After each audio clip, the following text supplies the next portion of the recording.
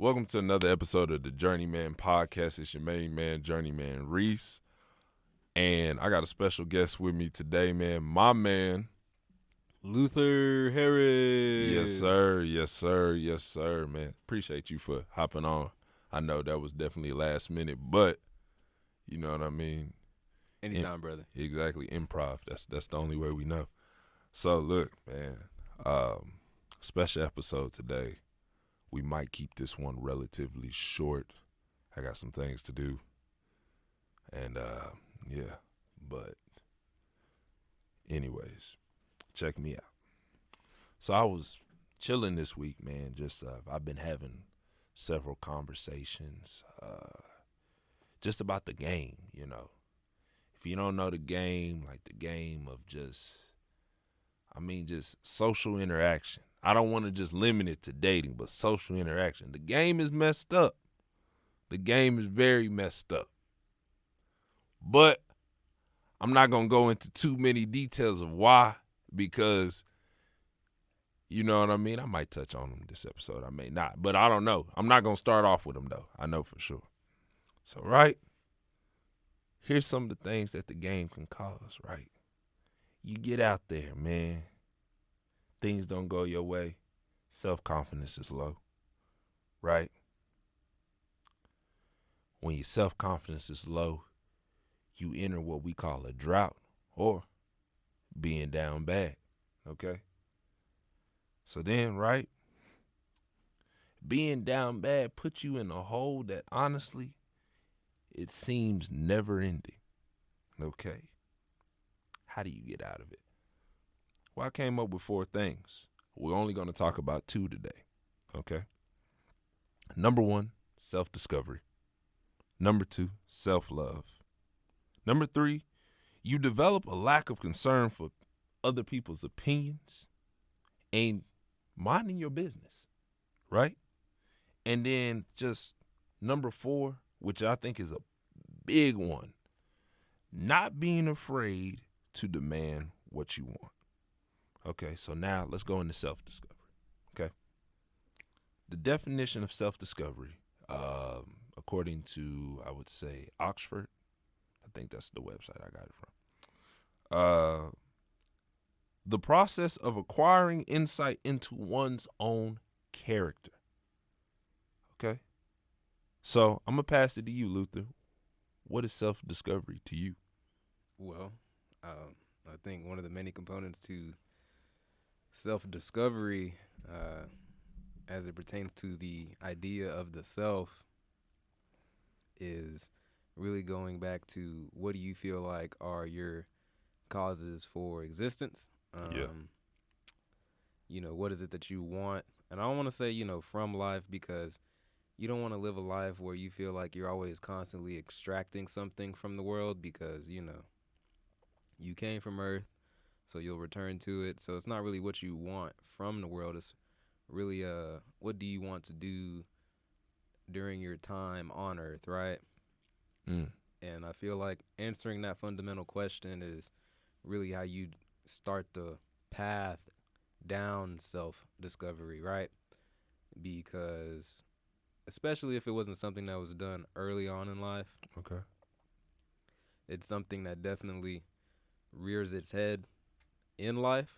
We see time and time again through certain tropes or movies or media that, you know, something what we thought about a person may not be the case. Or people always say like a midlife crisis or the, you know, preteen crisis, right? Or these crises that we have in life are typically a discrepancy in our belief system, Okay. or the lack thereof self-discovery. Okay. And so that's where we see these crises manifest, Okay. is because there was an element of the self or that we were not either developing, not being aware to, not paying attention to, not serving. Okay. And so it kind of all starts with asking yourself, well, what do you want to do while you're here, right? And I think that's kind of where I would possibly start, is asking myself those questions. What do I want to do? And that'll take me down the path of self-discovery? What do you think? Mm. I think self-discovery, man, is an ongoing process of peeling back multiple layers of one's self, in the sense of like who I was at 18, I'm not the same person as I am at 22. You know what I mean? But while I would say my ride has been chaotic in some instances, and like everybody has that. I'm sure everybody could describe their journey from back then to currently now as wild. But at the same time, it just makes sense. It makes sense in a way that if I didn't go through what I went through, or I didn't take those risks, take those chances, I wouldn't be the person who I am today. And right, I ain't Pretty Boy Floyd or nothing like that, but like I love myself too. You know what I mean? Like, and I'm getting better at loving myself. You feel me? So like, I feel like I'm pretty dope. You know what I mean? But like, at the same time, I'll easily tell you I ain't shit. You know what I'm saying? Excuse my language. You know what I mean? Like you know I'll say it too. So it's like, yeah, I'm confident to know that like I'm cool people. Humble enough to know that like, man, I'm not all the way there yet, and like I still might say something crazy to you. You know what I'm saying? Depending on which day you catch me on. But I'm more interested in, per se, what are some things that maybe you could share with the audience that would jumpstart self-discovery? Man, that's a, you told me before, like, oh, this was kind of impromptu, and, hopefully I have some stuff ready. Well, I mean, you kind of caught me off guard. I'm not wearing my Buddhism beads, and Right.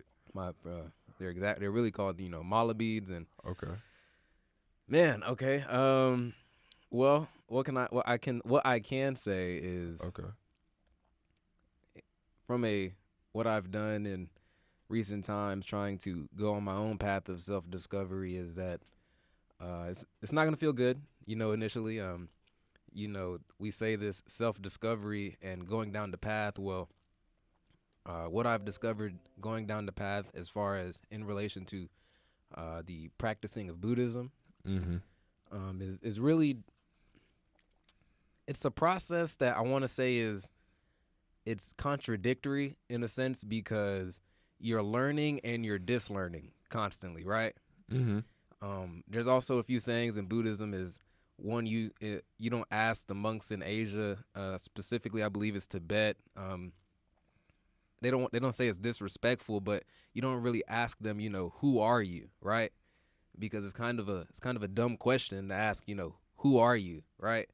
Because the you that you're referring to as who they are is like, well, that's why I'm here. Like, I don't even know, and who's to say that who I tell you who I am today will be the same person you see tomorrow?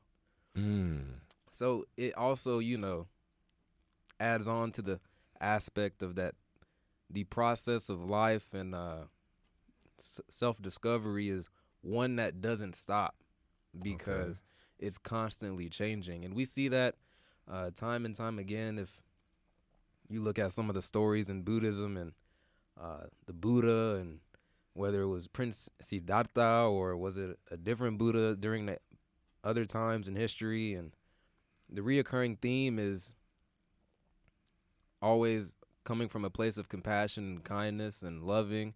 Yeah. And it's always a different person that day. It's not, you don't refer to yourself as I am and say this is who I am, because that could change if something were to happen. There's stories like, for example, there's a farmer and his cattle all run away, and then the people of the village are like, oh, that's unfortunate. And he's like, maybe. And then he has a son, and his son breaks his leg, and then the people of the village are like, oh man, that sucks. And he's like, well, maybe. And then lo and behold, the village that he's in and the kingdom that he's in, the soldiers of the kingdom come to his village and they're drafting, young men, young able bodies. Obviously, they pass on his son, right? Because he has a broken leg. So then the people of the village are like, wow, how fortuitous, how lucky of you, you don't have to have your son go. And he's, again, saying maybe, because it adds to that element of you don't know what could happen, right? And I'm saying all of this to say, when I started my path of self-discovery in tandem with studying some Buddhism elements, is that I learned a lot about myself. I lost a few relationships. I had to lose a lot of the mentalities and conceptual ideals that I had picked up along the way. And I shaved my head at one point. I was really looking like a monk. I had the mala beads. And it was tough. I felt sick for a little while too. For a solid week, I was just like, wow, what am I doing with my life? I felt like everything was crashing down on me. Yeah. I felt like I couldn't do anything right. And I took an opportunity to, brush up on some financial stuff. And I put a lot of eggs in that basket. And then, it's just a lot of people at the time were saying, oh, don't do that. Oh, that's too risky. If you do that, you're going to set yourself up for failure for a few years to come. And on my heart, I was like, I really had to take an opportunity to do it and find out more. And that's possibly, what's the path ahead of you in self-discovery is a lot of trying stuff and failing at stuff. Okay. And I don't know if that really answers the question. Okay, so let me try to summarize it. Okay. So, because also thank you for sharing your backstory. Yeah. And for the viewers, I wasn't laughing at him because of his story and nothing like that. It's because bro actually showed me a video of him of his shaved head, and it is funny. I'm not gonna lie. If it's funny, it's funny. It's tough. Yeah, but God forgive me. I ain't scoring on my boy. You know what I'm saying? I don't have nobody on this platform to play him and stuff like that. So what I'm hearing is that in order to jumpstart self-discovery, one must try a lot of different things. In essence, one has to let go, right? Okay. Because to start self-discovery would indicate that you're starting. But if you're starting, that means everything beforehand is basically garbage, right? And I say garbage for lack of a better word, and I'm pretty sure somebody more articulate could probably, tidy it up better. But yeah, if you're starting, then what was happening beforehand, right? Because then that would indicate, well, then everything beforehand is essentially, gonna have to be let go. And does it though? That's the whole part of self-discovery is you have to go back, right? You have to go back, figure out where the elements that don't no longer hold water. Okay, so it's kind of like self-discovery could be the equivalent of inserting yourself into limbo. Intentional limbo. Inserting yourself intentionally into limbo. Yeah. Okay. All right, bet. I can rock with that. So this limbo, constantly relearning and then unlearning. Give me two things that you had to unlearn. I know for sure I had to definitely unlearn the concept of that there's a meaning and purpose in life. That was a real heavy one for me. Really? Yeah, it took me a solid minute to come to terms with that realization. Okay, so look, because I have to ask you, so meaning as in there's an overall arcing meaning, or everybody has their own purpose? Both. Really? Yeah. So as you're sitting here right now, you don't think you have a purpose for anything? I don't. I feel like you do, though. I feel like everybody, right, are given gifts. And I think life gets hard later on when you go against that gift to an extent. Your gift could be spoken word, right? But you have every excuse in the world not to start it. Because the fear of failure, which we'll get into later, how that has a very giant impact on a lot of people's self-discovery and what kind of halts it. And I think, man, when you go against it, it's just kind of downhill. You know what I mean? You can't really function right. Like, man, I think I really don't know what gift. I would say my gift would be just the ability to talk, to articulate myself. Like, if we ride in the car together, it bothers me when people don't say nothing, to an extent. So, even if it's like, in other words, I don't like dead air in any aspect of my life. We gotta talk. Now, I don't like small talk, which is very contradicting. But whether it be your day, something with some type of substance. It doesn't have to be major, right? So, like, I'm not saying we need to have a 3-hour deep conversation in the car. But what I'm saying is I need some type of substance. I need to get out some type of substance. Now, there's days where I am quiet because I think it's very important to listen. I think that's two gifts, maybe. The art of listening and the art of talking. The art of conversation, to really, if I'm not doing either one of them, I think I have a shitty week on my hands. I'm being so serious. But continue though. I just had to see like where you was really standing on that. What's the second one? The second one is, so I lumped together purpose and meaning as one, because a lot of people like to say, oh, I need purpose in my life. Oh, there must be a meaning to this game called life, right? Yeah. So I lumped those together as one and tried to compartmentalize them as much as I could. Yeah. And then the second thing I had trouble with letting go was really the thoughts and opinions of others. Okay. I feel like those were because, to start a journey, right? To start down a path, and to lose relationships, and to, let go a lot of the preconceived notions I had once had and carried, and the things that I had, begrudgingly carried, and things that I may have been carrying that I wasn't cognizant of. I had to really start letting go of what other people thought and think. Hence why I went down and, shaved, right? I'm not gonna lie. I don't look good shaved. Honestly, my name is Luther, and there was a period of time when I shaved my head. My coworkers at the time, they started calling me Lex. They were like, yo. Lex Luthor. That's comedy. I ain't gonna lie. They didn't call me Luther no more. They were like, yo, Lex, what's up? Lex, can you do this? Like, and I couldn't do nothing. Like, I had to laugh.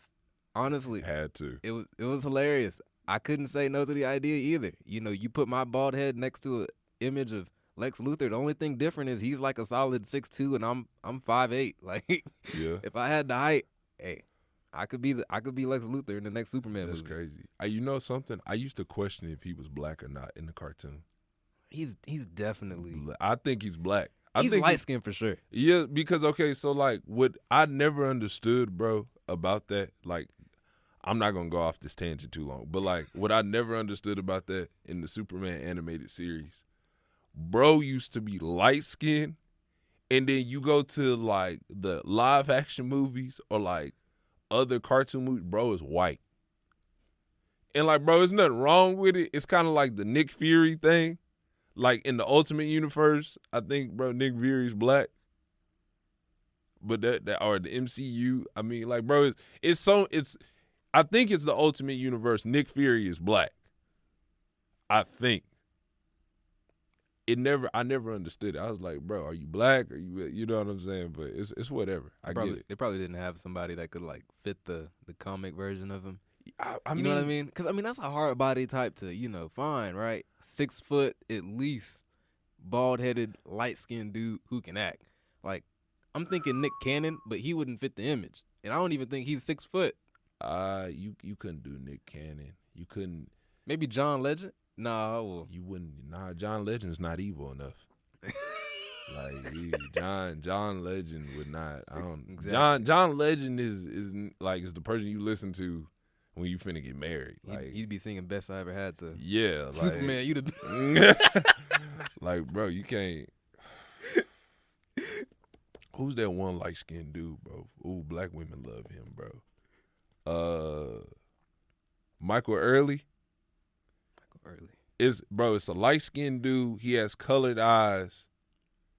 He really be like, okay, so in the movie for Color Girls, he was the one who threw the baby out the window. You think he's evil enough? He can act. That's the thing. I don't know about evil. But they be having him looking crazy in movies, bro. Yes. Buddy right here. You think he could play it? I think he could. I think he could. If he kept the beard, he just had to be a Lex Luthor with a beard, bro. I think he could.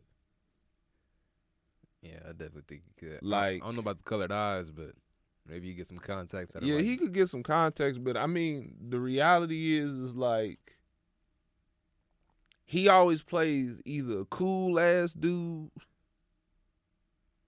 or like just like something off the wall. Like he plays somebody crazy. But he's 5'10". He might play it. Maybe. But anyway, back on topic. So that's interesting. So you want to start with the purpose and meaning, since I know you're a staunch believer in purpose and meaning, and you're very spiritual in the sense of, God and everything, and I'm very opposite in a sense. So I know that's. I mean, no, we can rock with it, bro. I'm always up for conversation. Like, I'm confident enough in my faith. Like, you can say whatever to me, bro. It's not gonna change it. Oh yeah, well, you feel me? Like, yeah, no, like, no. But I like to have these conversations because I love to learn. You know what I mean? It may not be like school wise, like, nah. Like, I mean, I like to learn school wise, but not all the way. But like, we talking about life. Mm-hmm. I love it. I love every aspect of it, the good, bad, and the ugly. You know what I'm saying? So not the ugly, bro. Yeah, you gotta love the ugly because that's the only way you're gonna get to the good. But yeah, bro, let's tap in with me on that. So meaning and purpose. Okay. How did you get rid of those? I know, right? That was difficult. That's insane. Well, not insane, but that's that's hard to like grasp. It's kind of hard to like describe in words how you let go of something. Like, you grow up believing that you need essentially a reason, right? You need validation. You need some sort of anchor. Mm-hmm. I guess what I did to really let go of those things, I spent a lot of time by myself, eyes closed, just spacing out. Like, so you used to meditate? Yes. Twice a day, once a day at least. Do you still continue this practice? Every now and then. I'm not doing the best at it right now. Okay. Things got kind of hectic when school started. It was kind of figuring out like, how do I do this right? Right. But really meditating really helped me detach from myself. Okay. In a way, and seeing that you don't really need a or I won't say you.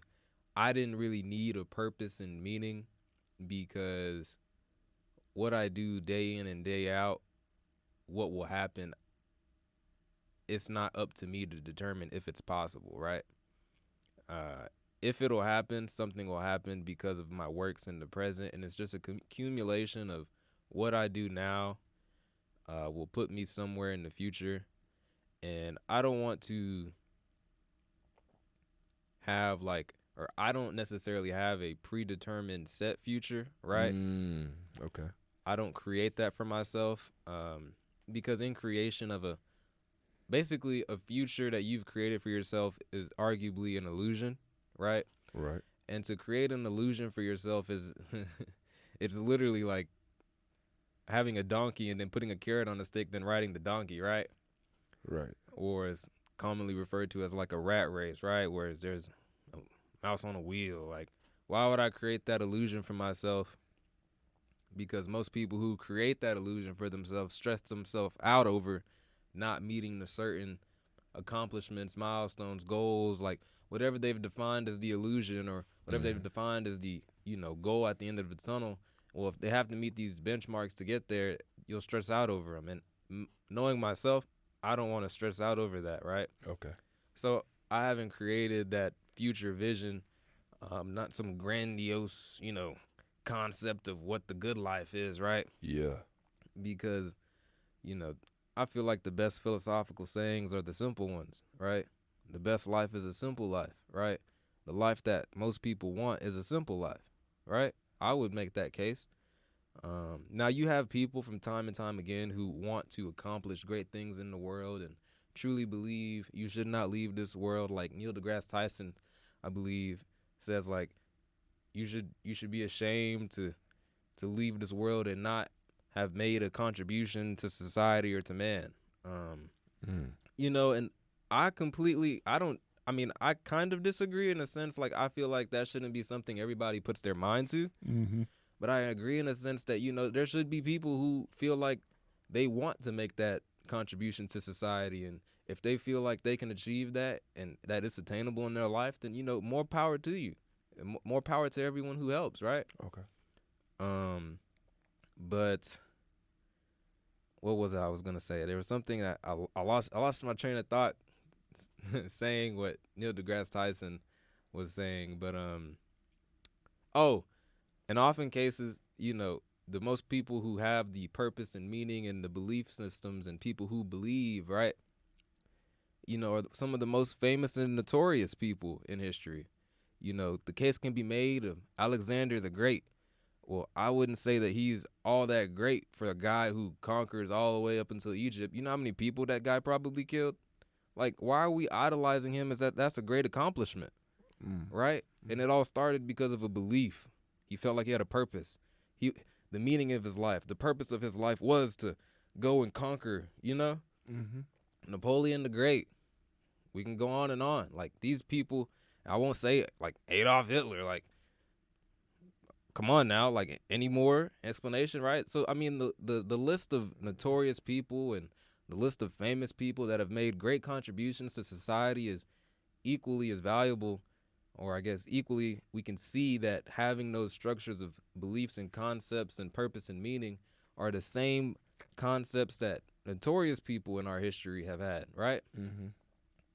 And so it's just a lot of things that you have to weigh and variables and subjectivity and, loops that you have to go through if you have those beliefs of purpose and meaning. Yeah.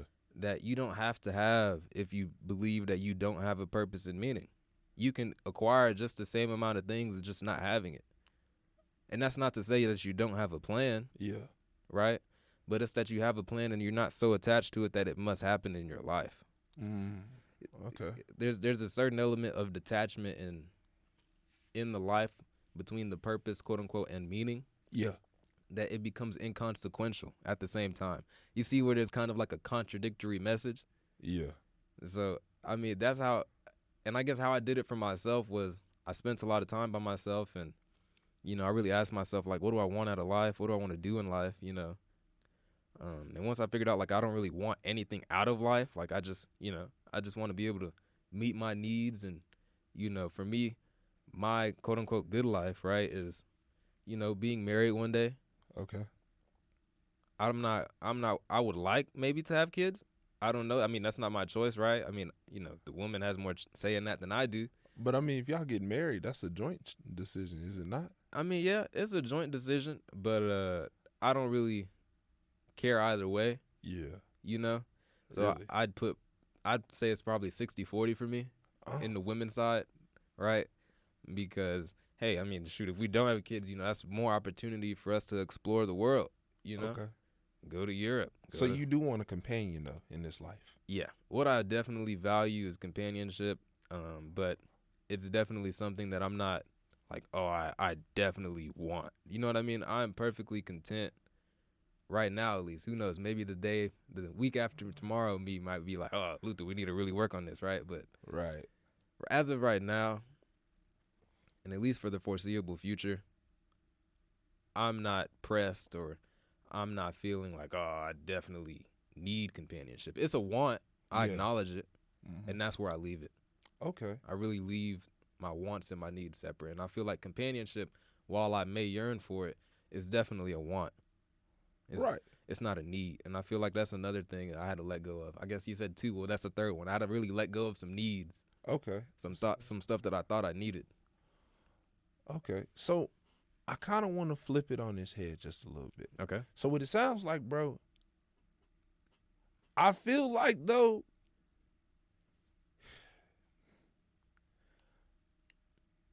okay, I feel like in some instances you do have a purpose, and I think somewhere in you there is a purpose that you just have not touched yet. Because I do believe purposes, desires, skill sets, anything like that come at all different times, right? Well, let's throw out desires, but I mean, because they do, but skill sets, purpose, you know what I'm saying, gifts, they all manifest at different ages, right? Mm-hmm. What it sounds like to me is that maybe, right, you don't know per se, but if you did know, you wouldn't be attached to it. So it's not saying like you don't have a purpose. You're just not attached to it to where, yo, this gotta happen. Because I wanted to ask you, well, what do you say to the people that, at first it was just like straight manifesting, but now they saying pray and manifest. So I can rock with it just a little bit, but like to me, I just gotta pray. You feel me? And then once I pray, what happens, it happens. You feel me? Because I don't just believe in like coincidence. Everything happens for a reason. Definitely, 100%. So my thing about it is those that pray and manifest, because my thing about it is this, like,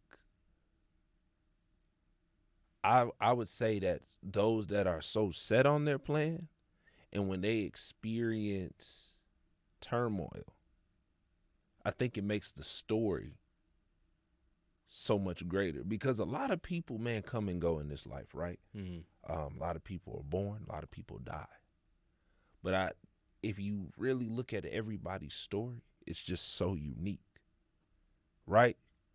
Nobody likes a story without turmoil. So it's kind of like, that's the only reason, that's the only thing. Because I believe that you shouldn't be so stuck on a plan. I think you should give yourself some slack, some leeway. You should definitely stay focused. You know what I'm saying? If that's what you really want.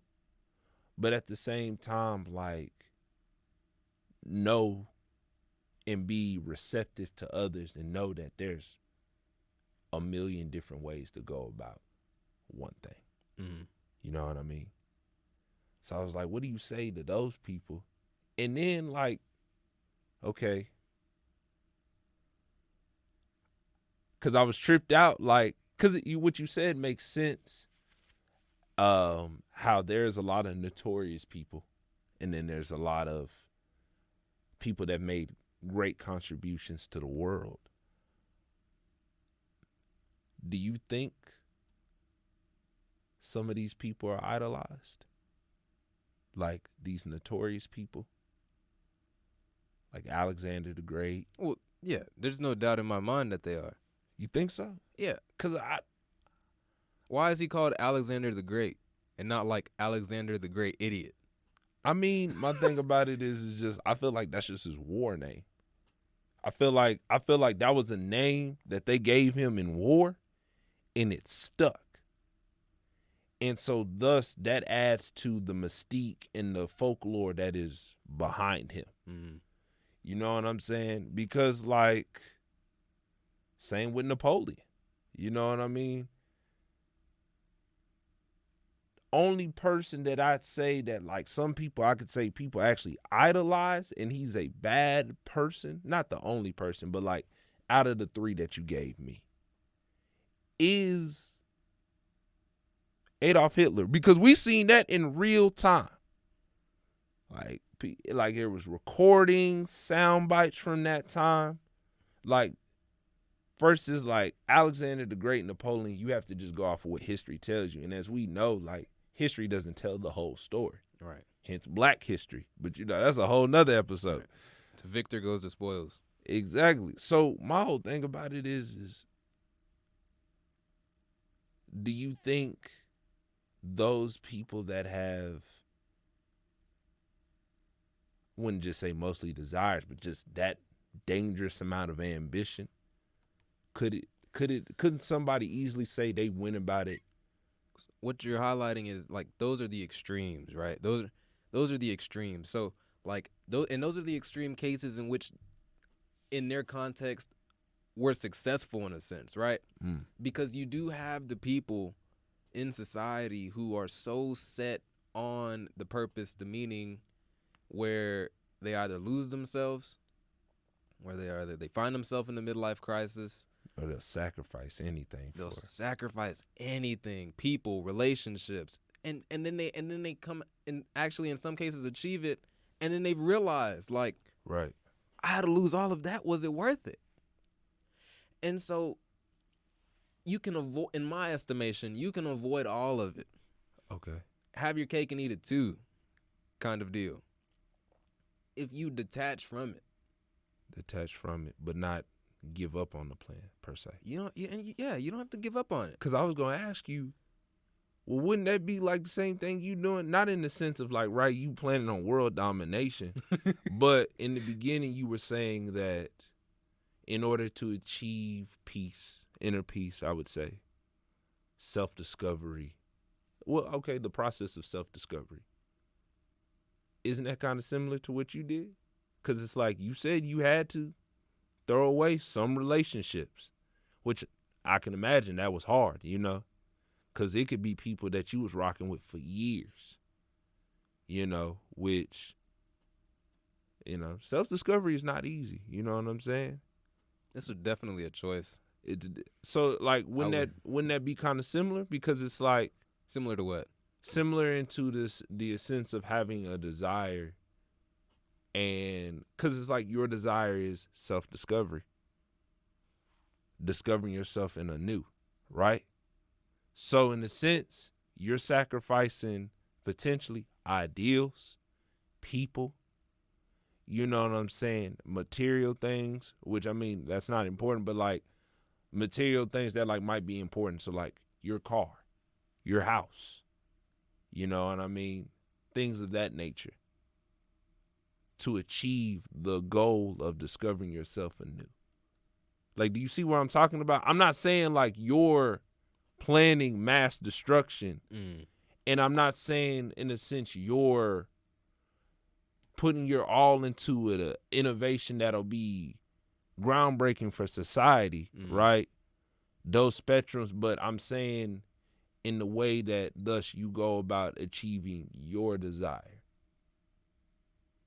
Because it's like self-discovery, once again, if that's what you're really looking for, attentional limbo, per se, you have to give up a lot of things. I say a lot of things, but for some people it may not be, right? Okay. And, while we're using the I guess, the imagery of a limbo, it's limbo and balance. Okay. It's balance within the limbo. Okay. Right? Think of a painting, where there's nothing but a storm, and then in the storm you see a nest with a bird in it. Yeah. And her baby bird just chilling. Okay. Take me there. Just weathering the storm. Okay. That's the limbo that you have to, at least in my estimation, I won't say you have to find, but that I had to find in life. I think that picture perfectly contrasts and moves over to the comparison to life, is that life is hectic. It's chaotic. Okay. A lot of people make the case that life is inherently suffering. I don't know where you are on that. For the longest time, I agree that life is suffering. Because if life is at a standstill, if you're at a standstill, what's neutral? It's suffering, whether it's meeting the needs of hunger, companionship, social interaction. If needs aren't being met and you're at a standstill and neutral suffering, well then, that's the catalyst for life right there, is just trying to go somewhere, because, if you stay at one spot too long, you're not going to be comfortable. So it's kind of trying to find that balance and that equanimity in all of the chaos that's going on, and that's kind of where you start for starting the journey. I guess point 2 or 2.0 is trying to figure out how are you going to operate then in the chaos. Okay. As well, right? Because you can be balanced with yourself, you can be balanced in your space. Yeah. But at some point in time, you need to step out into that world. Okay. You need to go do some stuff. You got to, especially if you have a plan for some things that you want to accomplish, you got to step out. You've got to go make those interactions. You've got to go do those things that need to be done to get you there. Right. And so it's kind of then moving on from the balance that you've created within yourself to how can you create that balance and then step outside yourself into the chaos and maintain that balance at the same time. Because we all can say that we're a cool, calm, collected individual at home, by ourselves. But it only takes one interaction once we're outside the crib for you to be like, that guy wasn't a good guy. Yo, facts. So, wow, okay. We really touching on some deep shit here, Luther. I'm sorry. No, you good, because I guess that brings me to my next question, because I do want to touch on self-love. So I'm going to segue us out of here in a bit. Okay. Last question, and then I'll wrap it up, and we'll move on to this other one, because it is definitely 6:59. So with that being said, check me out. When did you realize it was time to step out of limbo? Or would you say, are you still in it? Well, in the scenario that I painted, I've equated limbo to life. So, I haven't stepped out of it because I'm still living. But to answer your question, I've definitely found peace with myself. Okay. Right? I've definitely worked on being peaceful outside of my home. Okay. Now, there are still elements, I still would like to work on, and being more compassionate, being kind all the time, right? And, some people may say, oh, well, you can't be kind all the time. Mm-hmm. Yeah, that might be the case, because, sometimes I find myself waking up and I'm not feeling at the best of moods. But, I like to say that that's because I didn't do something right. But what was the question again? I would say, so let me rephrase it. In the terms of self-discovery, when did you pull yourself out of limbo? Because I'm not saying you're complete, but how I'm picturing limbo is it's a whole bunch of figuring out. But I think, and I could be wrong about how I'm picturing this, but limbo is right. You maintaining the balance in life, but you figuring things out. When did you jump out of limbo and started taking action, started applying these things to your life now? I guess the catalyst was when I got into it with my mom, and there was a period of time in my life where I was sleeping in my car, and the thing about being by yourself in your car and having the windows down and the mosquitoes can be your friend at night, it's kind of like, well, what more do you have in life, right? You leave when you're by yourself and the condition is whatever the condition is outside is real humbling. Mm-hmm. So I guess that was the catalyst for me to start really loving myself and to start self-discovery. It was kind of like, well, it became a no-brainer. You're by yourself. You've basically trashed your relationship with your family, and it's kind of like, well, there's nowhere else to go but up, or right. At least try. Yeah. What else can I do for myself, kind of thing. And if there was a time for me to let go of other things as well. When things were already, taken away, it's kind of like, well, it has to be now. Yeah. Okay. So I mean, to me, it became a no-brainer kind of a decision. And what's funny is, while all that was happening, when I had finally found an apartment to stay in with my sisters, that we all split 3 ways, and it was, man, we were. Looking back on it, they say we were in poverty. I say, hey, we were in the best financial position because we were splitting a studio, 1 bedroom, 1 bath, or I guess a 1 studio, 1 bath apartment, 3 ways. And when rent's like $250, $275, you can't beat that. You can't beat that. But when 3 people are in 1 studio apartment, it's not the best. Okay. So that really did, I guess, was another contributing factor, is that it really forced me to meet my needs.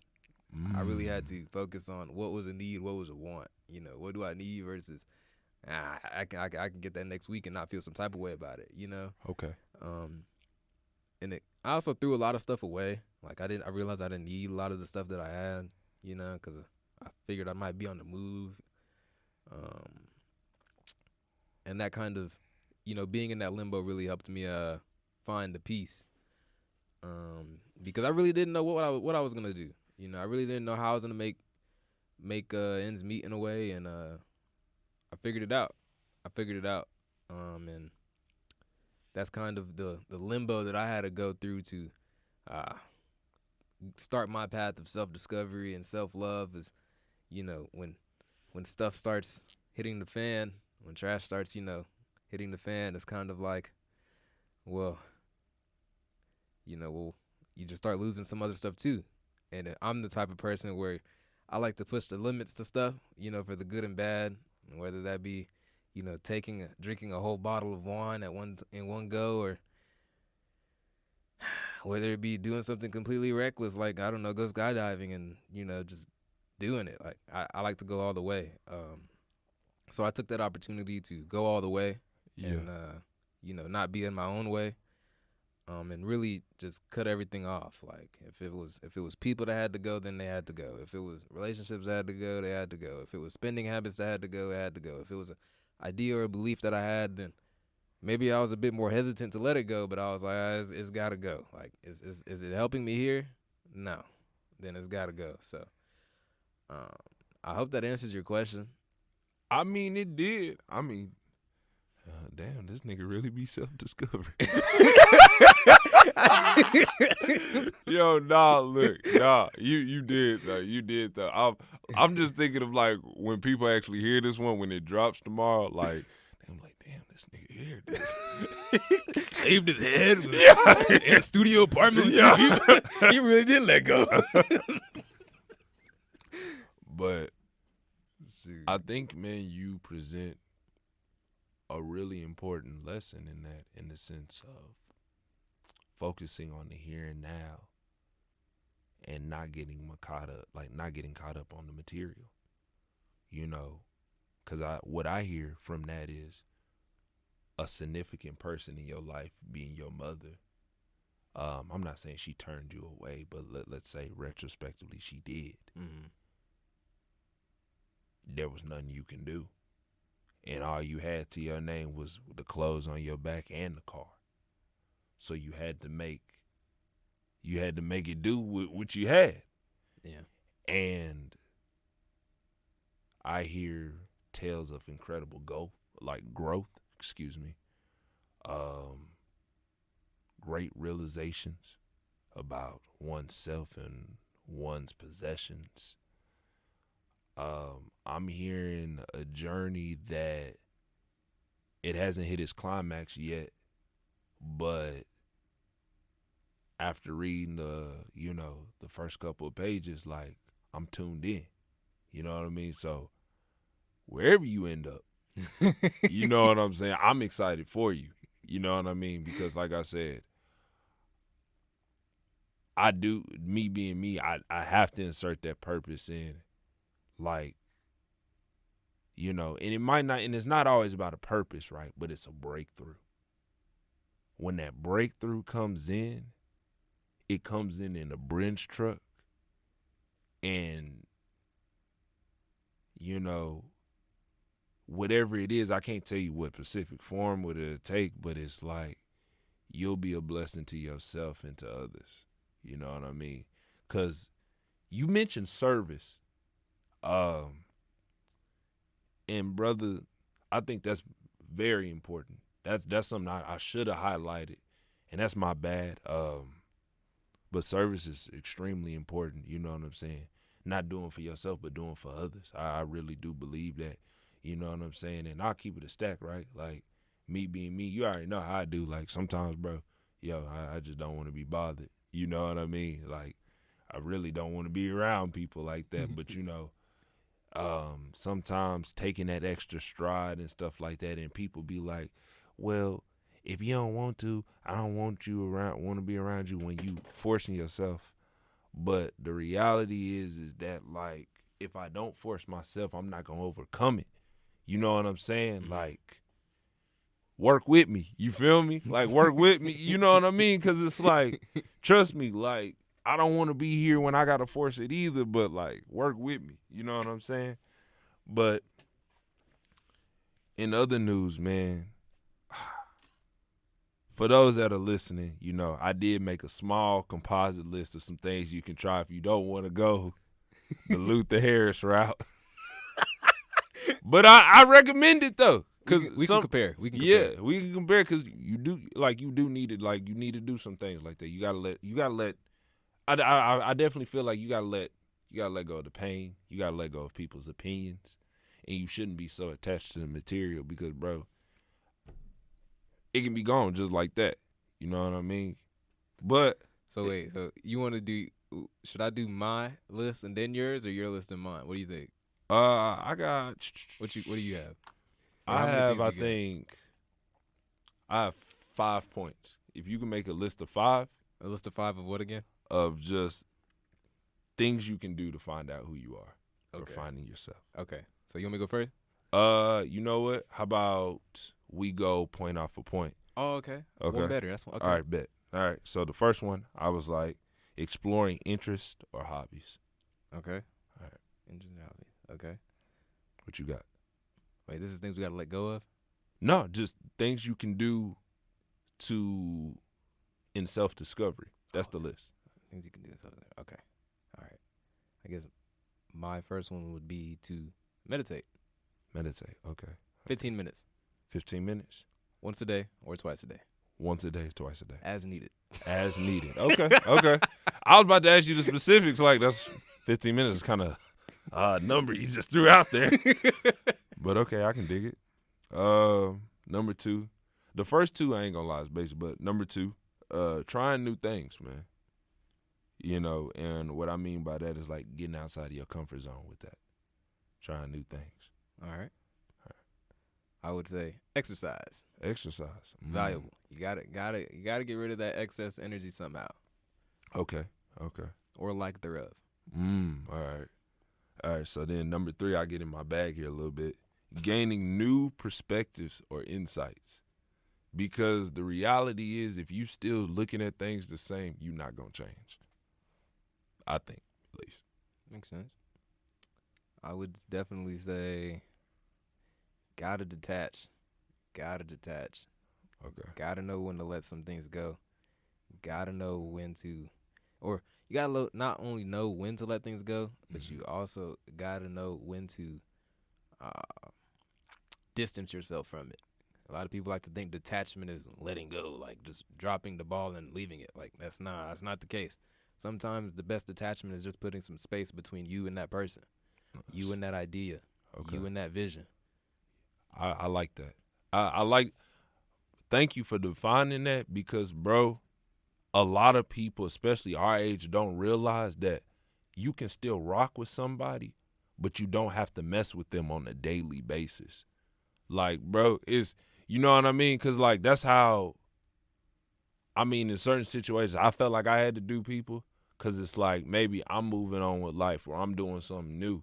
And it's like, man, like once upon a time, like, man, you was either the homie, you know what I'm saying, or, you know, we was in a relationship. I had love for you. Well, I'm the type of person, bro, that just don't go away, right? I think love is eternal. But I'm just showing you a different type of love. You know what I'm saying? I rock with you. I support everything that you do, but I got to love you from a distance for me and for you. Because it's like if you come to me and you state how you feel and I state to you how I feel and they conflict and we keep going, we gonna come to blows, bro, sooner or later. So if I can't, if I don't distance myself from you, it really disrespects all the ideals you just presented to me and what you stand for. Mm-hmm. But like that, man, you hit the nail on the head. Good ish on that one, bro. Number 4, bro, not being ashamed of the real you. I think, man, sometimes like we're blowing self-discovery out of proportion sometimes, like in this conversation several times. But like, there's some people that know who they really are, but are scared of like to be that. Like, bro, don't be ashamed of who you really are. Some people know from birth who they are. Completely agree. And it's like, what are you waiting for? I agree. They're probably waiting on someone else's thoughts or validation. Exactly. Shoot. I guess mine would be not speak the truth, but speak with your natural tone of voice, right? And in that breath, speak the truth, right? Because too often people will be like, they'll change their pitch of voice, right? They'll be like, with one group of people, they'll be like, oh, yeah, I need to talk like this. This might be better. With these people, I need to keep up a certain persona. Yeah. But no, like, disregard that, speak from your natural voice and be truthful with that voice. Because then that builds a more authentic relationship, closer relationships, and people look at you as somebody that they can confide in and really go to as a source of information. Okay. So like when you talking to somebody and you just tell them you're broke. Yes. Can't afford this meal. You can't. You got me. I'm dead. Nah, bro. But I agree. So just kind of throwing away the dial, the social dial. The personas, the facades, all that. Ooh, that's a good one. I like that. Because, I mean, oftentimes, bro, like, I get scared. Like, I'll tell you the truth, but for certain people, I do sugarcoat it. Because I feel like if you hear it from me in my natural voice, like if I say it dry, it's going to hurt. It's going to hurt. But that just because it's the natural voice doesn't mean you didn't get the truth across, right? Because there's a difference in you saying the truth and then you just being a weenie about it, about telling the truth. And I'm saying weenie because that's a euphemism. I don't want Yeah. No. Like, I mean, bro. But, like, think about it like this. Like, if you got to tell somebody you want them to show up on time to work, you're not going to be like, hey, you lazy piece of, I need you to be here at this point in time and do your job. Like, it could easily be like, excuse me, kind sir. I've noticed that you haven't been here on time and X amount of occurrences. Do you mind or is it possible for you to be here at this time consistently? Yeah. If so, what do we need to do? Okay. Yeah. Okay. I mean, I get it. But at the same time, bro. Do you just want to be that weenie? You just want to be that guy? I mean, like, just bro. Drops the hammer. It's not about dropping the hammer. It's about, like, I'm going to keep it a stack. Some people cannot handle the truth. So it's like this to me. And maybe I sugarcoat too much, bro, to a fault. I have recognized that about myself, and I've been a lot better. Mm-hmm. Because if I sugarcoat or I dance around it, I realize I don't get my point across ever. And people, like, leave the conversation more confused from me. And I understand. I am wholeheartedly guilty of that. But it's because it's like this. How can I communicate? Well, you know what? This is what I'm really thinking. You know what I'm saying? I've been thinking this for a while. And if I say this to you, like, I like, you know what I'm saying? It's not really about you at that point. It's like, do I want to deal with those repercussions? And that's selfish because it might be something they need to hear. But the reality is, it's like, are you really ready for the truth? I have to ask that. And if I think the answer is no, where do we go from there? But I mean, I'm getting better at it. I'm getting better. I think my fifth point will be great. Okay. For solving this. Okay. Not solving, but yeah. All right. And then number 5, last one for me. Because I'll be honest, I don't think we're going to get into self-love. So we might just end off with this. That's all right. All right. Yes. Because we got things to do. Your show. But, and I'm sorry for everybody. It's just that, like, we really got on the roll. So I guess self-discovery really was an episode by itself. It was supposed to be a double tantrum because at first, but bet. All right, number 5, being honest with yourself / becoming comfortable with yourself. A lot of people aren't comfortable with themselves. I know the good and I definitely know the bad about me. I definitely know the bad about me.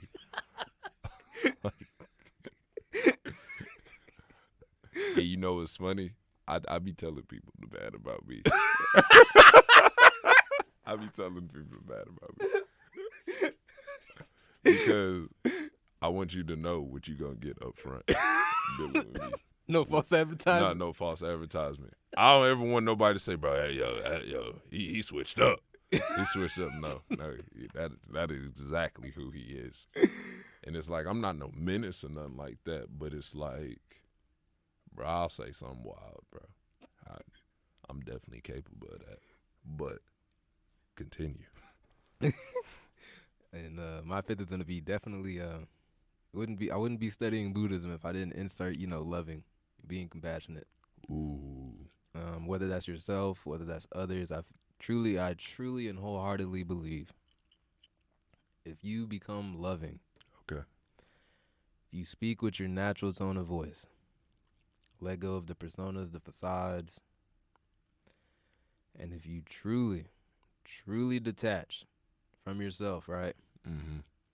You can just do those 3 things out of the 5 that I mentioned. Yeah. And then have a communication with somebody. No matter what you say, they're not going to think that you're being mean about what you're saying. It just doesn't happen.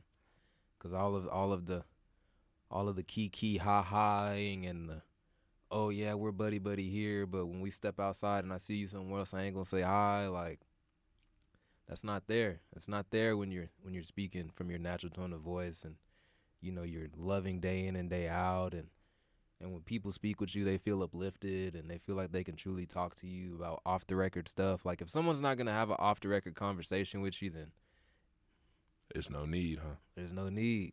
Okay. So all right. if people can really, do those 3 things, then people definitely is going to make for a better, in my opinion, a better life, at least, and better relationships as well, in my opinion. Because I've never had somebody be like, yo, Luther, what you said, you were being a real weenie about that. You ain't have to be that tough about it, like, nah.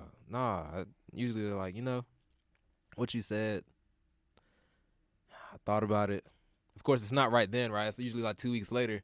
And I'm not saying, I told you so. It's like, Luther, what you said is, man, I thought about it. And sometimes they'll be like, oh, yo, what you said, it was worthless, right? But some other times they'll be like, oh, yeah, I tried it and, it was all right. It helped me out. I didn't do everything that you said. It took this and did that, which is great, Nobody's saying you got to go this way, you got to go that way. Yeah, take what you want from it. Yeah, take what you want. Shoot, free market, right? Right. My words are free. Okay. I don't get paid to talk. Okay. I like that, though. I think leading with love, bro, especially in situations where it's definitely justifiable for you being mad. Mm-hmm. I think that solves a lot of things. Like, it's kind of like, man, the kid that acts up in class, you could easily get on, bro. And you are justifiable because what he did was definitely not okay. But you lead them with love and you be like, listen, I ain't going to tell you about what you did. You know what I mean? Like, I think you know I'm not going to insult your intelligence here, but what's going on for you to feel like you have to do that? You know what I mean? Like, inserting that dialogue instead of, you know you wrong as hell for that. Like, I don't think why'd you do it? Yeah, why'd you do that? He knew exactly why. Like, he or she knew exactly why they did that. You know what I mean? And I think it's just approaching those type of situations with, you know, students, family, loved ones, enemies too. You know what I mean? Just approaching them with that. Listen, you know, I know you don't like me. I'm not very fond of you, but my question to you is why we got to keep doing this? Like, you know what I'm saying? Like, bro, is it really that serious? Like, whatever we fighting over about, you can have it. Yo, you tell them, yeah, like, at a certain point, like, fam, you definitely got that. Like, you can have it. I don't even want it anymore. Yeah, I really don't. Like, you know, you gotta tell them. I don't even know why we're having this discussion. You know, it's yours. You have a nice day, sir. You know what I mean? Like, but nah, man. Thank you, bro, for coming on the show. Anytime, brother. Anytime. If you want to get back together and do the other two or the other one. Yeah. We gonna have to, bro, because I definitely did not expect this to go like that. But I'm glad it did. It makes for great content, man. I love the conversation, and man, I love the new perspective. So, y'all, that's all the time that we have for today. Thank you for tuning in. First time, last time listeners, man. Love, peace, and prosperity onto everybody, and we will talk to y'all next week. Peace.